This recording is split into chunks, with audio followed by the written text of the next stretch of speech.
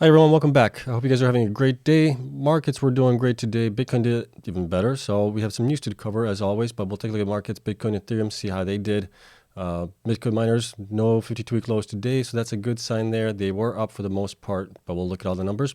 Then we had obviously Mr. Fed Powell here give us some good news that they're probably looking at 50 basis points in December rate hikes. So we'll take a look at what that actually means for the miners. And then we have also, we'll get into BTC mined end of November estimates, what Bitcoin miners should have mined.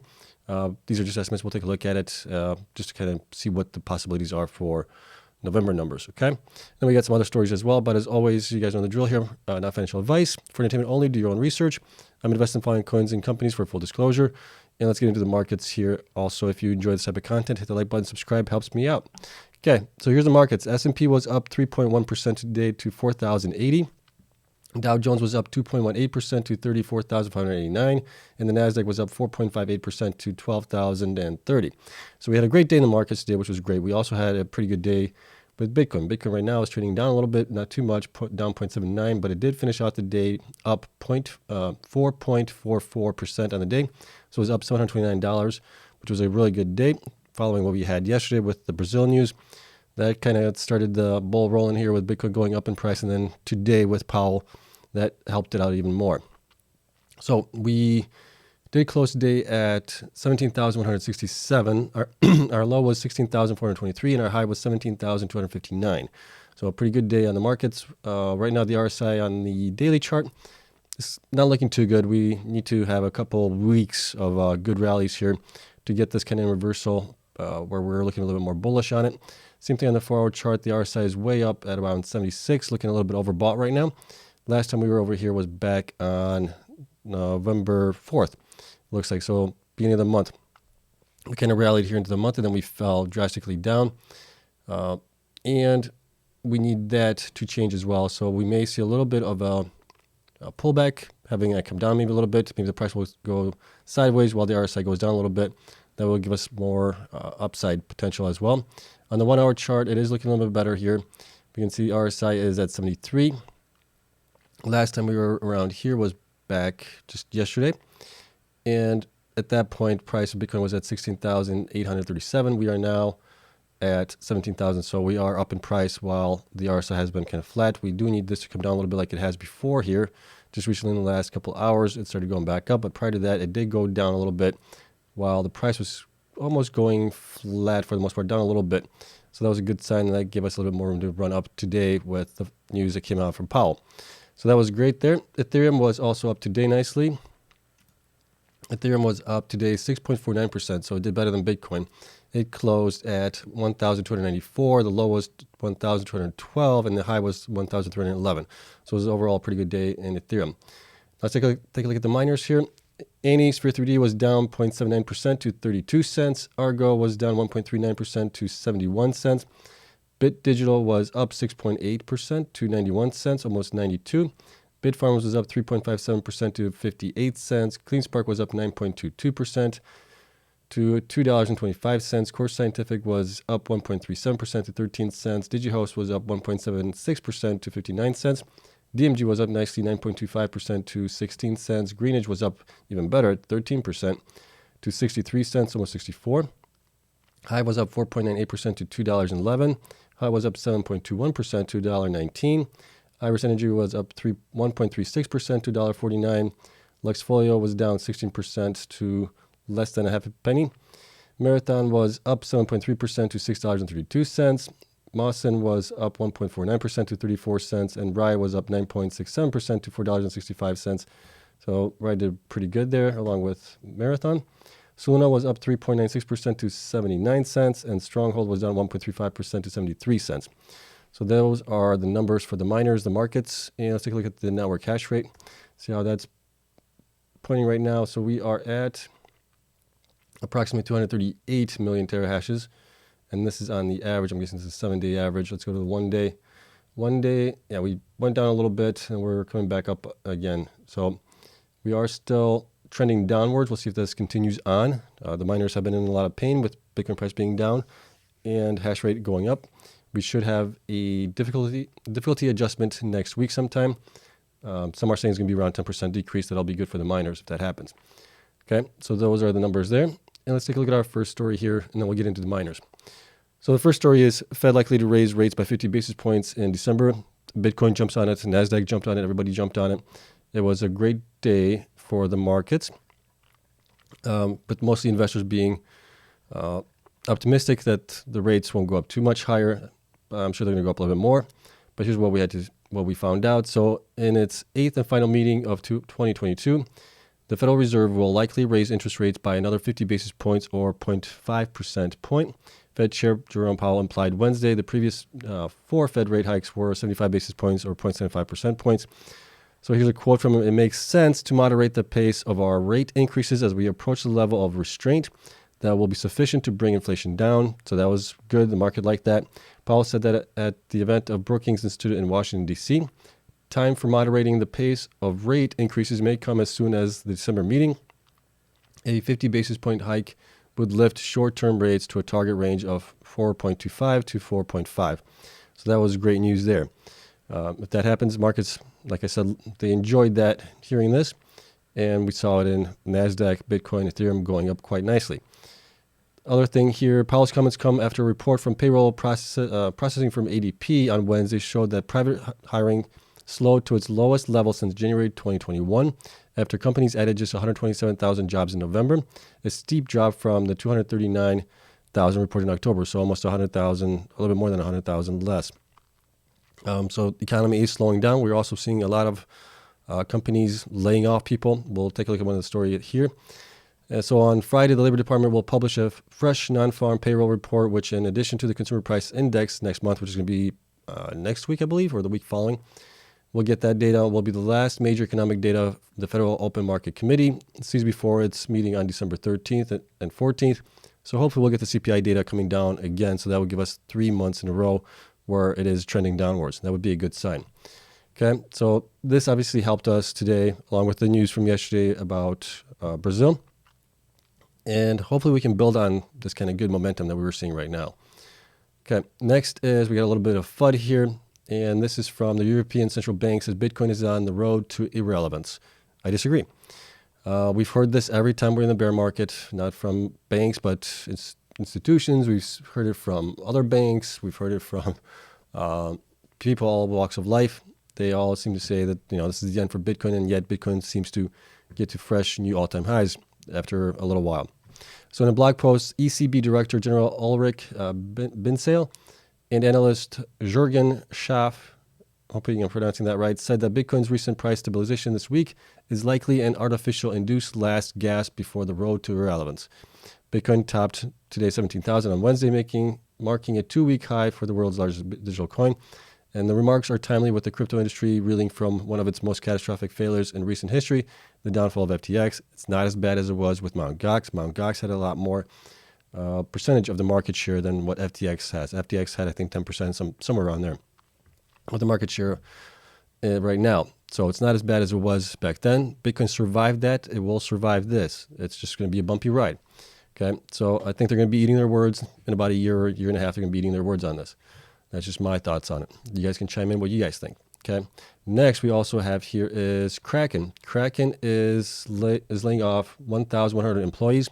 This is part of this continuation that we've seen in the markets where the interest for Bitcoin and other coins, trading and things like that is just not there. Mainly because Bitcoin has come down way in price.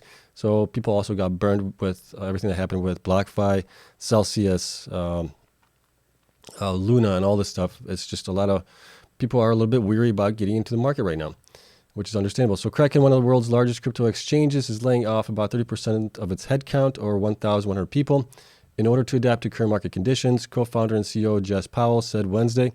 Powell wrote in a blog post that slowing growth, prompted by macroeconomic and geopolitical factors, had muted customer demand, lowered trading volumes, and cut signups, which is, I would agree. I would say that is true.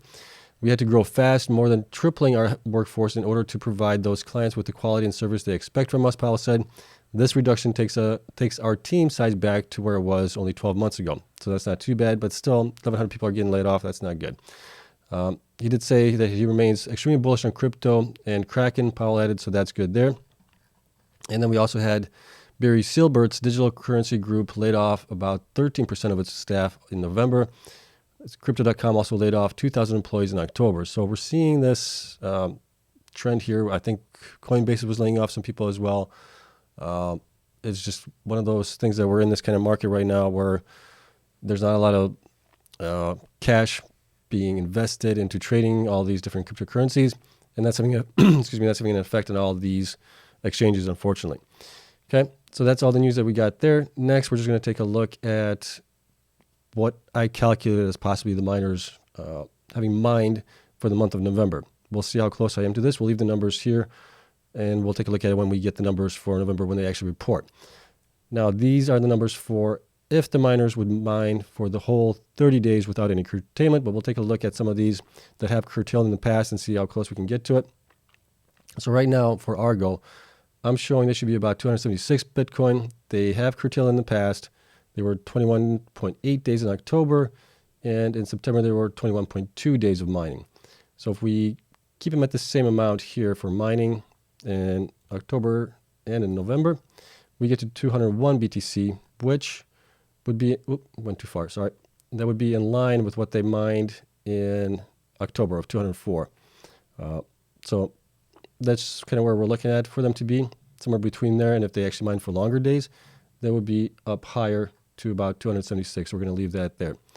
Bit Digital, I have them coming in possibly in November. It appears that they don't curtail that much. From October, looking, they were there 30 days. I show that they should be about 150 BTC. They reported in October 152, so pretty close to that, right around there. As long as they don't increase any of their hash rate, and it goes for all the miners here as well. Bitfarms as well. Bitfarms, let's see here, August, September, October, November. Bitfarms, we got them at 464, almost 465 BTC if they mined every single day, which they typically do. So what do we have them at? 464. That would get us pretty close to where they were in October, 486. And that's if they don't install anything in October or November as far as miners are concerned, okay?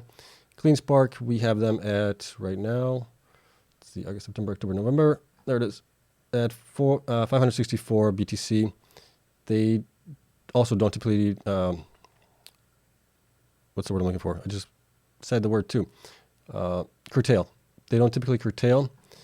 So we got them at 564. Last month they reported 532, so that would be pretty close to that number there. So somewhere between those numbers is where we should see them. Core Scientific, on the other hand, we'll see where they come in at, see if they had to do any curtailing. But I have them, if they mine for the whole month of November with what they have, 1,593 BTC. And last month they reported only 1,295. So that would be a huge increase for them if they were able to accomplish that. For November, DigiHost, I have them at 71, almost 72, and they reported 74, so that's pretty close also. We know that difficulty has gone up, so some of these miners are going to see a little bit of a decrease, especially the ones that aren't growing in hash rate. So you're going to see a decrease happening with the increase in hash rate. DMG, we have them at, let's see here, right down here, they are at, that wouldn't be right, 104, there it is. 104 BTC. They do, let me see here, curtail a little bit, not too much, about 3 days or so. In October, and they curtailed a little bit also in September, about 7 days. So that would be actually higher for them if they were able to mine for the whole month. That would be good for them. Greenidge, we have them at right now at approximately 276 BTC, and that would be pretty close to where they are, 269, 276. So that one's looking pretty good. Hive. Now with Hive, it's going to be a little bit tricky because they also mine a little bit of the altcoins and Ethereum. Some of the other altcoins, not Ethereum. They can't mine that anymore. But that also helps them out a little bit here. But just for pure BTC mining, I have them at 302. Last month they reported, this thing's moving too fast on me, 302, so pretty close to that, 307. If that works out. And then we got Hut 8. Hut 8 we're estimating for October, November, there it is. We are estimating 273 for them. And then in October they mined, I think a little bit more than that, 299. So that's if they don't grow at all. That's kind of where they're going to be. And I think they're also mining a little bit altcoins as well. So that might change a little bit with the all-inclusive number for them. Iris Energy is going to be way down. I believe they're returning the 3.some exahash for their mining equipment. That's going to bring them down to approximately 122 Bitcoin if everything was mined for the 30 days. They typically mined every day of the month. So I got them at, what did I get them at? 122. They did mine 448 in October. So it's going to be a huge drop for them because it's having to return the miners for them. Next is Marathon. Marathon should be a lot higher, but we've seen obviously with their numbers on the Mara pool that those are possibly not going to be getting anywhere near this. I have them at 774 right now for the month of November. Last month they mined 500, I believe it was something. Or was it 615? Sorry, 615. Right now it's looking like they might be below that. So they might have done a lot of curtailment during the month of November, but we'll see when the numbers come out from them and they report the November numbers. So that was Marathon. Mawson, let's see here. Mawson, we have them at November 56 BTC.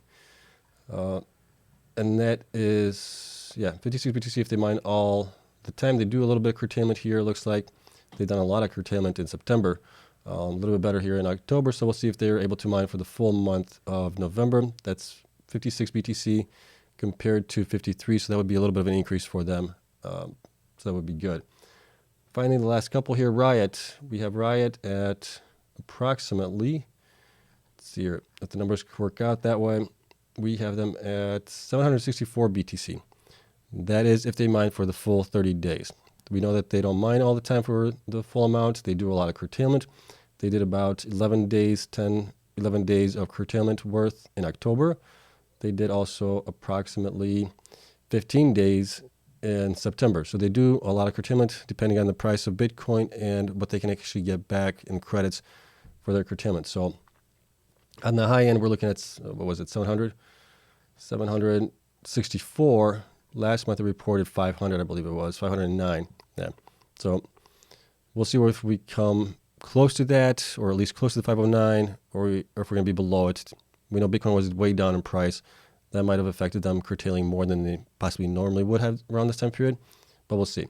Okay. Lastly, Soluna is, I have them at, let me see here. Where is it? 67. They were 78, so this can be a decrease for them unless they were able to get the miners finally installed. Some more miners. And then Sphere 3D, we have them at, let's see here, November 11 BTC, pretty close to in line with what they had, 10.93. And that's if they didn't install anything else. So the numbers are looking pretty good for the most part. Some of them are increasing. Some of them have decreased a little bit, and that's based on if the miners are installing or not installing new additional miners and the network hash rate going up this month, everything else being included in that. Okay, so I hope you guys enjoyed that. That is it. It's obviously a little bit better day today and yesterday, which is a big help because we've been down for so long. It's kind of good to get some good news finally and having the markets kind of go back up. And the miners have been beaten down the most compared to other things that are in the markets. And it always happens this way with Bitcoin. Bitcoin goes down, these guys go down even more. But the opposite is also true when Bitcoin starts going up. These guys do a lot better. So we still have a bumpy road ahead of us, I think. I think things will start picking back up a little bit next year when we get closer to the halving event. I keep saying this, but I do believe it. And then once we're really close to the halving event and after it, Bitcoin usually goes up at that point. Okay. So that is it. Spreadsheet available to my Patreon members. Thank you to everyone there for their continued support. We'll see what we get tomorrow. Tomorrow's a new month, which is great. So hopefully we'll get some numbers from some of the miners. We may not get them until Friday. And then we also have Soluna starting to bug me a little bit. The reason they're starting to bug me is because they're not providing their production updates for November or October yet. It's the end of the month. We still haven't seen anything. If they continue doing this, then they don't provide numbers for next month. I'm probably going to drop them out of here because it's just not fair to you guys and everybody else. So that is it. Thank you so much for watching. If you enjoyed it, hit the like button, subscribe. Helps me out tremendously. Thank you so much for watching. Love you all. I'll see you guys in the next one.